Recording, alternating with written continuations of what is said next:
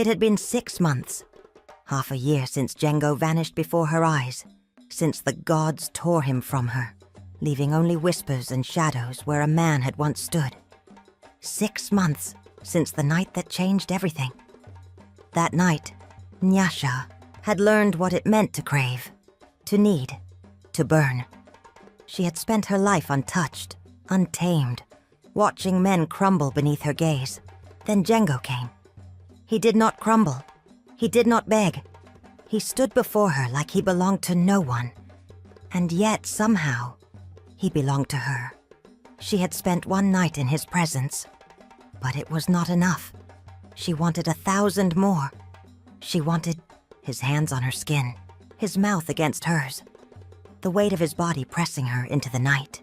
She wanted to wake to the sound of his voice, to spend her days unraveling him the way he had unraveled her. But he was gone. And the worst part? Her body did not care. It still burned, still ached, still waited for a man who had turned to dust. The palace was not the same. Nyasha was not the same. The world called it justice, a prophecy fulfilled. But Nyasha called it a curse. Then it happened. A whisper. "Did you not say men were weak?" Nyasha froze. That voice, the same voice that had sent shivers through her, that had made her question everything. She turned sharply, breath unsteady. Nothing. He was dead. And yet, he was here. Her fingers trembled as she touched the air where he had once stood. Was she losing her mind? Or had the gods played their final trick? One thing was certain. Django was not finished with her. Nyasha did not sleep that night. She sat on the edge of her bed, staring into the dark, her heart a wild thing in her chest. It was just the wind, she told herself. A trick of the mind. It could not be him. But deep inside, she knew better. She felt him.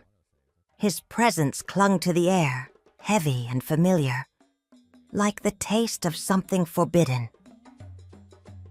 The next day, she walked through the palace halls, her head high, her face unreadable, but inside she was unraveling. "Did you not say men were weak?" His voice echoed in her skull, soft yet sharp. Nyasha clenched her fists. If this was the gods' doing, she would not play their game.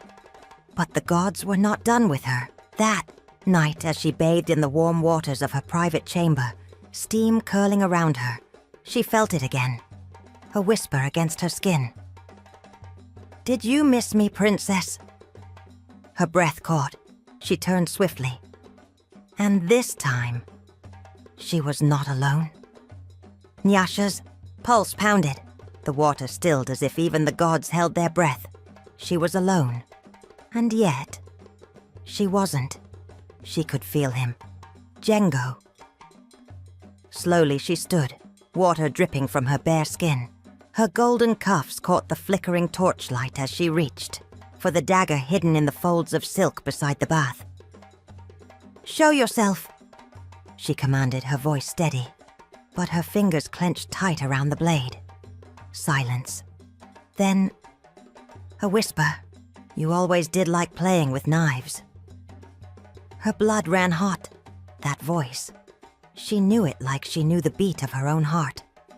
She turned sharply, breath catching. And there he was. Django stood at the edge of the chamber, cloaked in shadows, watching her with that same unreadable expression. His dark robes clung to his form, as if he had never left. Nyasha gripped the dagger tighter, forcing herself to breathe. "You are dead." A smirk ghosted across his lips. "Am I?" Her pulse raced. The gods were toying with her, and she was not sure she wanted them to stop. Nyasha's grip tightened around the dagger, but her hands were slick with water. Django should not be here. He had turned to dust before her very eyes, yet here he stood, watching her as if he had never left, as if he had never died. She took a slow step forward, testing him. He did not move, did not blink. Was he real? Or had the gods driven her mad? "Speak," she ordered. "Tell me how you stand before me when you should be nothing but a whisper on the wind." Django tilted his head slightly, his dark eyes trailing over her in a way that made her skin burn hotter than the bathwater. She was still bare, still exposed.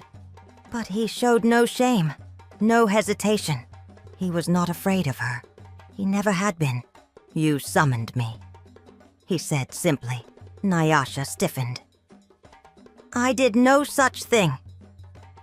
Django's lips curled, something between amusement and challenge. "Your heart did. You think I cannot hear it? It beats louder now than it did the night I left you." Her breath caught. The dagger wavered in her grip. This was no ghost. This was Django. And he had come back for her. Nyasha's breath came sharp, ragged. She wanted to move, wanted to demand answers, wanted to scream that he was dead, that he should not be here. But she could not, because Django was standing before her, and she had never wanted anything more in her life. Her body burned, not from the heat of the bath, not from the golden torches flickering around them, but from something deeper, something raw, something dangerous. She had spent her life pushing men away, watching them crumble, watching them fall at her feet like broken things. But Django had never fallen, and gods help her, she wanted to fall into him now. Her fingers twitched at her sides, aching to reach for him, to touch, to feel, to make sure he was real. "You are dead," she whispered again. But this time the words came softer, as if she feared saying them too loudly would make him disappear. Django did not move, did not step forward. He was testing her, just as she had tested so many before. Her hands clenched. Her chest rose and fell with every ragged breath. She could see him watching her, his dark eyes unreadable. But she knew what he saw. A woman on the edge of breaking. "Say it again," he murmured, voice low, steady. Nyasha swallowed hard. Her lips parted, but the words did not come. Because the truth burned inside her like a slow fire, threatening to consume her whole. She did not care that he was dead. She just wanted him. Nyasha was burning. Her body ached with a need so raw, so consuming she could barely stand. Her skin was hot, her breath uneven, her fingers trembling. Django stood there, silent, waiting, watching, as if he knew exactly what he was doing to her. "One night," he reminded her, his voice dark velvet against her skin. "One night to have me. One night to know what it means to be mine." And then, his gaze didn't waver. "I will be gone." Her stomach twisted painfully. Her body screamed at her to say yes, to pull him down onto her bed, to feel his weight against her, his mouth on hers, his hands roaming her skin like she belonged to him. But her heart was breaking. She clenched her fists. She had spent her life untouched, untamed, unknowing of what it meant to need. And now she was trembling, aching, desperate for a man she could not have. She needed his touch, but she could not bear to lose him. Her breath shuddered. "You ask me to choose between pleasure and forever?" Django's lips curled into something unreadable. "No, princess," he murmured. "I ask you to choose between what your body craves and what your soul cannot live without." Her knees felt weak. Her body screamed for release, for him, for the one thing that could end this unbearable Ashe. But her soul whispered something else.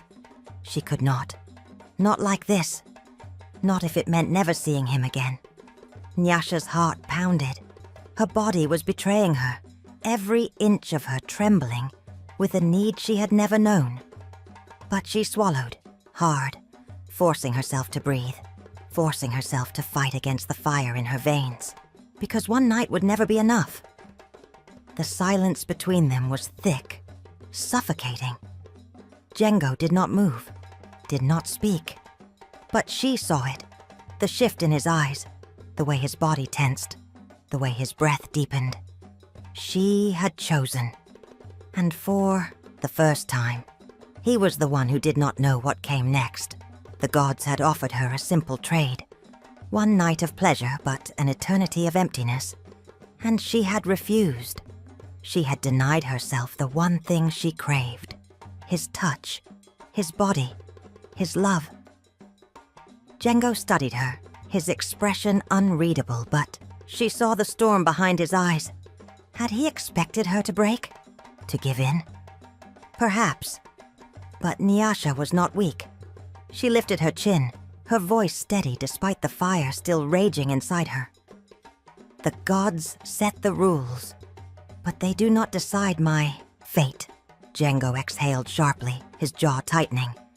You do not understand what you have done. A sudden gust of wind rushed through the chamber, flickering the torches, making the shadows dance. Something was changing. Then, a whisper. Low. Ancient. Not his. Not hers. But something beyond them. Your sacrifice has been made. Nyasha's breath caught. Django straightened, his body going rigid. The gods had spoken. The firelight flickered again, casting strange shadows along the walls. Nyasha felt a shiver run through her, but she did not waver. Then tell me, she said, her voice strong. What have I sacrificed? The room fell still, the air heavy. Django's eyes darkened, and then the gods answered. The air crackled with power. Nyasha's breath came slow, steady. But inside her heart thundered. She had made her choice. She had defied the gods, and now they had answered. The whisper swelled, ancient and cold, wrapping around them like unseen hands. The price has been taken. A sharp wind rushed through the chamber, and for the first time, Django looked afraid. Nyasha's stomach twisted. What had they done? Her fingers clenched at her sides. Tell me, she demanded, her voice fierce. Django's gaze flickered to her. Not with challenge, not with amusement, but with something she had never seen before. Pain. He exhaled, slow and deep. Nyasha, look at your hands. She froze. Her fingers trembled. Slowly, she lifted them and felt her blood run cold. The golden cuffs that had once gleamed on her wrists were gone. In their place, dark, curling markings appeared on her skin, ancient symbols, deep and pulsing with power. Nyasha's breath came sharp. No, this wasn't possible.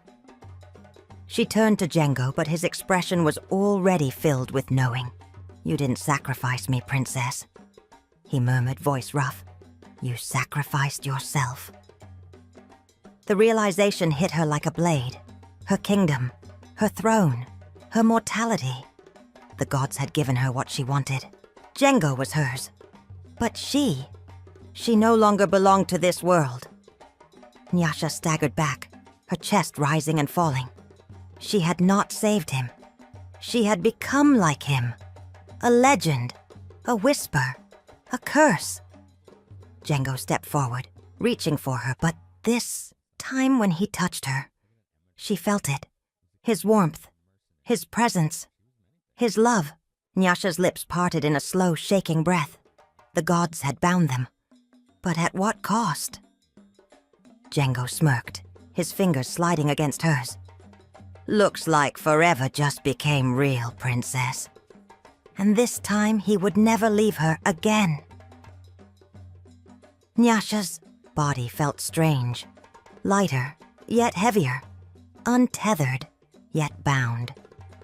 The air around her was different. It no longer carried the weight of duty, the whispers of her people, the unspoken expectations that had ruled her entire life. She had spent years commanding, ruling, watching men crumble beneath her gaze. Now she was no longer their princess. Her kingdom still stood, but it no longer belonged to her. She lifted her hands again, staring at the dark markings curling against her skin, the proof of her sacrifice, the chains of her choice. Her chest rose and fell, her breath shallow. She was no longer mortal, no longer tied to the world she had once known. She had given it up for him. A part of her should have felt regret, should have screamed, should have mourned what she had lost. But all she could feel was him. Django was still in front of her, real, solid, alive. His fingers curled around hers, not slipping through like mist, not fading like a cruel dream, but warm, firm, unbreakable. For the first time she could touch him, and God's help her, she would never let go. Her voice was a whisper, hoarse, disbelieving. "What have I done?" Django's lips curled into that infuriating smirk she had come to crave. "You made me yours." Her heart pounded. The gods had taken everything from her, except him. She should have been afraid. Instead, she let out a slow, shaking breath and whispered, "Then take me with you." Django's eyes darkened. His grip tightened. The air around them shifted. Nyasha's kingdom was behind her now, and she was never going back. Nyasha let Django pull her closer. His touch was real. His body was solid. His warmth undeniable. But something was wrong. Her skin still burned. Not from desire alone, but from something deeper. Something unnatural. She thought she had won. She thought she had claimed him. But as she stepped into the new world, the place the gods had bound them too. A strange sensation crawled beneath her skin. She swallowed hard, her pulse uneven. Django.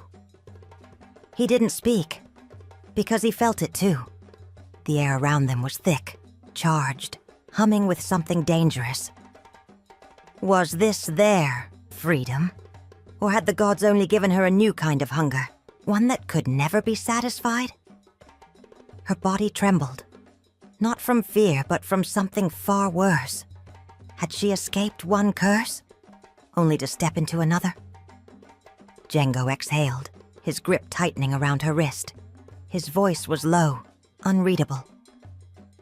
"Welcome to forever, princess." They found each other. But is it enough? Nyasha defied the gods. She lost her throne, her mortality, everything, all for Django. And now, he is hers. His touch is real, his presence undeniable. But something is missing. She has him. But does she truly have all of him? The hunger inside her still lingers, an ache that even his touch cannot satisfy. Was this love? Or another curse? What do you think? Has Nyasha won? Or has she only stepped into a new kind of torment? Is love enough? Or is there still a price to pay? If you enjoyed this story, please like the video, comment what you learned from the tale, and subscribe for more enchanting African stories.